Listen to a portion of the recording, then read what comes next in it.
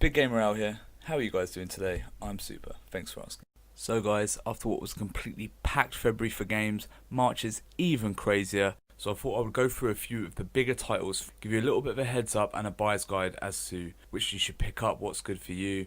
So I'm going to jump straight into it. I've got 4 games for you this month, and they're all big open world experiences, 30 plus hours. So let's just jump straight into it. The first game we're going to talk about is the most recent of the 4 games, Mass Effect Andromeda. So there's a lot of controversy surrounding this game at the moment. It does have a Metacritic score currently of 75, which is quite a lot lower than the other Mass Effect games. It is out on the Xbox One and PlayStation 4 for $60 or £40 if you're in the UK.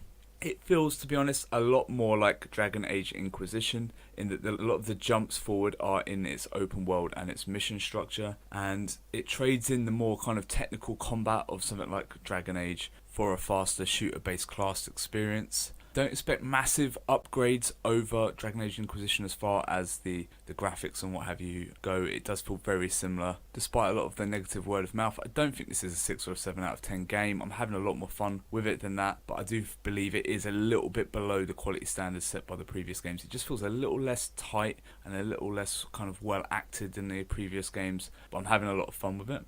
So the next game I want to talk to you guys about is Recon Wildlands, another Xbox One and PS4 title, and this also is kind of averaging at around 75 on Metacritic. Unlike past entries in the Ghost Recon world, this features an enormous open world similar to something like a Just Cause, where you're in Bolivia and you can kind of tackle any mission objectives as you see fit. So the game favours stealth tactics from like previous Ghost Recon games just as much as it does kind of jumping out of a helicopter, all guns blazing.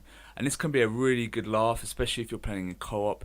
It feels very similar to like doing a mission with your mates in like a GTA Online, something like that. But in places it feels a little less polished than previous Ghost Recon titles.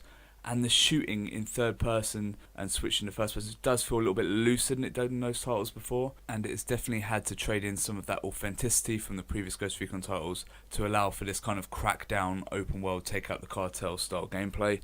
But I do believe the 75 Metacritic score is quite accurate. That's kind of how I feel having played the game myself. So the third game I'm going to talk about is one that everyone is kind of talking about at the moment, and that is Horizon Zero Dawn, which is a PlayStation 4 exclusive that currently on Metacritic has a score of 89, which is super high, and it's basically a third-person hunting style open world game set in a post-apocalyptic world where you've kind of got these robot dinosaur-like machines kind of roaming the earth, and we're not the big presence as human beings anymore. It feels a lot like Far Cry 4 meets Monster Hunter. And having played, I did kind of take me back to Far Cry Primal last year a little bit. It's an extremely pretty game. The lighting and the environments especially are very pretty. But unfortunately the character animations and the voice acting did leave me feeling a little bit awkward, a little bit of an uncanny valley thing going on there. Though the act of actually hunting and the combat is pretty darn satisfying. So if the story does pick up, I can kind of see why it merits one of those higher scores there.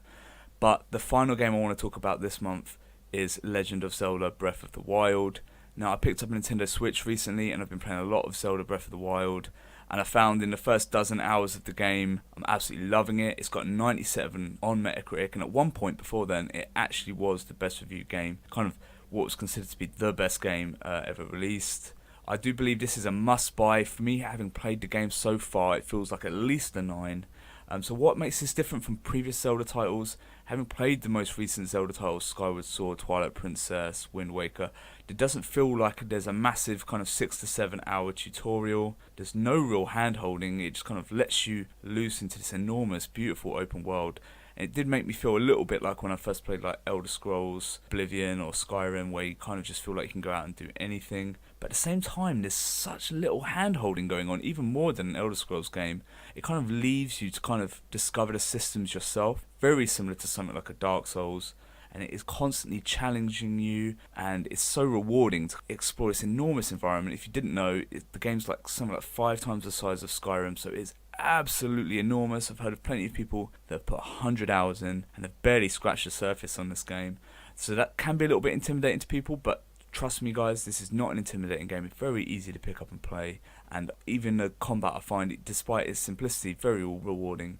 a lot of people are a little bit annoyed by the fact that the weapons break so easy, but it's a very small price to pay for. It's an excellent RPG, and it kind of feels like the freshest open world style RPGs in maybe a decade, to be honest. I think this is a must buy game, and if you had to pick one of these 4 games, whatever system you're playing on at the moment, I would go with Legend of Zelda over the other 3.